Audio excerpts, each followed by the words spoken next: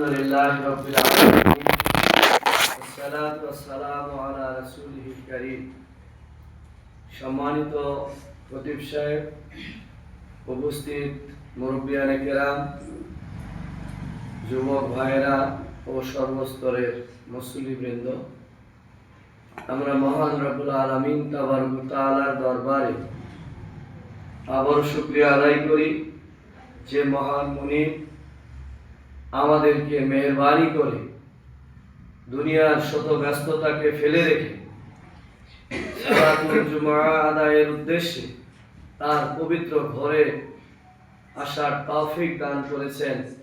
এই জন্য আমাদের মস্তক অবনত স্বরে আল্লাহ তাআলার শানে আমরা শুকরিয়া আদায় করি। সকলে বলি আলহামদুলিল্লাহ। আলহামদুলিল্লাহ। দরুদ ও সালাম বিশ্ব মানবতার মুক্তির দূত, যিনি আমাদের জন্য সর্বোত্তম আদর্শ রেখে গেছেন এবং যিনি সর্বকালের সর্বশ্রেষ্ঠ মহামানব, বিশ্ব মানবতাকে শান্তি এবং মুক্তি দেওয়ার জন্য সারা জীবন জুলুম নির্যাতন উপেক্ষা করে দ্বীনকে প্রতিষ্ঠা করে গেছেন। সেই রাসূলের প্রতি আমরা দরুদ করি। সকলে বলি সাল্লাল্লাহু আলাইহি ওয়াসাল্লাম। সম্মানিত হাজিরিন, আমি খুব সংক্ষেপে কয়েকটি কথা বলবো, যেহেতু আসলে পরিপূর্ণ থাকতে পারলে ভালো হইতো। সময়টা খুব কম, বিভিন্ন জায়গায় যেতে হয়। তো আপনারা তো আমার একান্ত প্রতিবেশী, আমি তো এই এলাকারই লোক, যার কারণে তারপরও আজকে একটু সুযোগ করে আসলাম যে অন্তত প্রতিবেশীদের তো একটা হকও আছে, এটাকে সামনে রেখেই মূলত আমি আজকে আপনাদের এখানে হাজির হয়েছি। পরবর্তীতে আমরা এই ঘাট পারে যাবো, সেইভাবে কথা হয়েছে, এই জন্য বেশি লম্বা কথা বলবো না। প্রথম কথা হলো যে আমাদের পরিচয়টা কি। আল্লাহ তাআলা আমাদের পরিচয় এভাবেই দিয়েছে, কুনতুম খায়রা উম্মাতিন উখরিজাত লিন-নাস তা'মুরুনা বিল মা'রুফ ওয়া তানহাউনা আনিল মুনকার ওয়া তু'মিনুনা বিল্লাহ। চারটি বৈশিষ্ট্য এখানে বলা হয়েছে আল্লাহ তাআলা। এক নম্বর বৈশিষ্ট্যই হচ্ছে একে অপরের কল্যাণের জন্য তোমরা নিবেদিত হও। দুই নম্বর বৈশিষ্ট্য হচ্ছে সৎ কাজের নির্দেশ দেবে, আদেশ দেবে। তিন নম্বর অসৎ কাজ থেকে মানুষকে বিরত রাখবে। চার নম্বর আল্লাহর প্রতি পরিপূর্ণ ঈমান রাখতে হবে। এই চারটি বৈশিষ্ট্য যাদের মধ্যে থাকবে তারাই সর্বশ্রেষ্ঠ, তারাই আশরাফুল মাখলুকাত। তাহলে আমাদের এক নম্বর বৈশিষ্ট্য একে অপরের কল্যাণকামী হওয়া। ক্বালা রাসূলুল্লাহ সাল্লাল্লাহু আলাইহি ওয়াসাল্লাম, আদ-দীনুন নাসিহা, দিনটাই হচ্ছে কি কল্যাণ কামনা। যার কারণে একজন মুসলমান আরেকজন মুসলমানের সাথে দেখা হলে আমরা কি বলি? ভাই আসসালামু আলাইকুম, আসসালামু আলাইকুম ওয়া রাহমাতুল্লাহ। আপনার প্রতি আল্লাহর পক্ষ থেকে শান্তি এবং রহমত বর্ষিত হোক। কি বলে? পাল্টা আবার ভাইরা বলে ওয়া আলাইকুম আসসালাম ওয়া রাহমাতুল্লাহ, আপনার প্রতি আল্লাহর পক্ষ থেকে শান্তি এবং রহমত বর্ষিত হোক। কি এটা বলি কি? তাহলে বলুন তো, যদি তাই হয় তাহলে আমাদের আবার এই যে এত বিভেদ কেন? ভাই ভাই মারামারি, বাপ বেটা মারামারি হচ্ছে কি? পাড়া প্রতিবেশীর সাথে আমাদের সম্পর্ক খারাপ, সর্বস্তরেই একটা অশান্তির আগুন দাও দাও করে চলছে। বাড়িতে যাবেন শান্তি নাই, হাট বাজারে যাবেন শান্তি নাই, ক্ষেত খামারে যাবেন শান্তি নাই। কি বলে সবাই? কিন্তু আমরা শান্তি সবাই চাই কি, কিন্তু পাচ্ছি না। কারণটা কি? তাহলে মূলত আমরা যে কথা বলি তার বাস্তবায়নটা আমাদের নাই। আজকে আল্লাহ রাব্বুল আলামিন আমাদেরকে একে অপরের কল্যাণের জন্য নিবেদিত হওয়ার জন্য বলেছে, আর আমরা আমাদের সমাজে তার উল্টোটা দেখি। দেখা যায় যে একজন ভাই যদি সমাজের মধ্যে তার আর্থিক বলেন, সামাজিক মর্যাদা বলেন, ছেলে মেয়েদের লেখাপড়া শিক্ষা দীক্ষা বলেন, চাকরি বাকরির ক্ষেত্রে বলেন, একটু প্রতিষ্ঠিত হলো, অন্য ভাই তো তাকে প্রশংসিত করার কথা, কিন্তু অনেক সময় আমাদের দেখা যায় যে সে প্রশংসার পরিবর্তে তার প্রতি বিদ্বেষও আমরা পোষণ করে থাকি। বলেন নাউজুবিল্লাহ। আল্লাহ তাআলা এই জন্যই বলেছেন, জাহারাল ফাসাদু ফিল বাররি ওয়াল বাহর বিমা কাসাবাত আইদিন নাস। জলের স্থলে সর্বত্র একটা অশান্তির আগুন জ্বলছে। কারণটা কি? আল্লাহ বলেন বিমা কাসাবাত আইদিন নাস, তোমাদের কৃতকর্মের ফল, দুই হাতের কামাই। সম্মানিত ভাইরা, এই জন্য আমরা আল্লাহ তাআলা যে নির্দেশ, এই নির্দেশটা আমরা না পালন করার কারণে আজকে আমাদের সমাজের মধ্যে এই বিভক্তিগুলো হচ্ছে, বিভ্রান্তি হচ্ছে। একে অপরের সাথে আমাদের সহনশীলতা, আন্তরিকতা, ভালোবাসা, স্নেহ, শ্রদ্ধাবোধ এগুলো আস্তে আস্তে বিলীন হয়ে যাচ্ছে। কি বলে ঠিক কি? এইগুলোই চলতে থাকবে না, এর একটা পরিবর্তন দরকার। পরিবর্তন যদি দরকার হয় তাহলে 2 নম্বর বলা আছে সৎ কাজের নির্দেশ।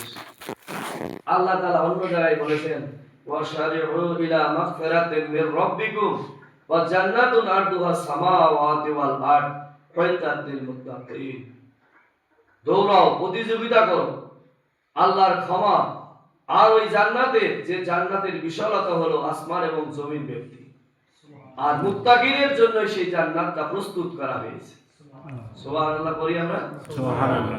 সম্মানিত ভাইরা, আল্লাহ বলছেন দৌড়াও, প্রতিযোগিতা করো। আর আমরা কোন প্রতিযোগিতায় নামছি? আবার আল্লাহ তাআলা অন্য জায়গায় বলছেন, আল হাকু মুত্তাকাসুর হাত্তা জুরতুমুল মাকাবির। প্রাচুর্যের প্রতিযোগিতা, বেশি বেশি পাওয়ার ধান্দা আমাদেরকে এমন ভাবে গাফেল করে রাখে, এমনকি আমরা কবরে উপনীত হয়ে যাই। আজকে বাড়ি গাড়ি, টাকা পয়সা, ধান দৌলত এগুলো নিয়ে কে কাছে বেশি আমরা প্রতিযোগিতায় নেমেছি আমরা। আর আল্লাহ বলছেন যে তুমি আল্লাহর ক্ষমা এবং জান্নাতের জন্য প্রতিযোগিতা করো। তাহলে উল্টো দিকে যদি চলি তাহলে কি জান্নাত পাওয়া যাবে? না। দুনিয়ায় শান্তি পাওয়া যাবে? না, শান্তি পাওয়া যাবে। এই জন্য আজকে আমাদের সিদ্ধান্তটা এটাই হবে। 3 নাম্বার বলা হয়েছে অসৎ কাজ থেকে মানুষকে বিরত রাখা। আজকে সমাজের মধ্যে বিভিন্ন অসৎ কথা আমাদের এই এলাকায় আছে কিনা, এটা তো আপনার বর্ডার এলাকা। আমাদের এই যে যুব সমাজের আজকে নৈতিক অবক্ষয় হয়ে যাচ্ছে, মাদকাসক্ত হয়ে যাচ্ছে, হচ্ছে না এগুলো? আজকে দেখা যাচ্ছে যে এটা পরিকল্পিত ভাবে আমাদের এই প্রতিবেশী দেশে তারা আমাদের যুব সমাজকে ধ্বংস করার জন্য একটা পরিকল্পিত ষড়যন্ত্র করছে। ফ্রিলি তারা মাদক দ্রব্য পাচারের মাধ্যমে, কারণ আমাদের দেশে তো এইরকম মাদক দ্রব্য উৎপাদন তৈরি হয়, এগুলো পার্শ্ববর্তী রাষ্ট্র ভারত থেকে এগুলো পাচার হয়েছে। আর এগুলো দিয়ে আমাদের তরুণেরা, আমাদের ছাত্ররা, আমাদের ছেলেরা, এমনকি এখন মেয়েরাও অনেক এই আসক্ত হয়ে যাচ্ছে।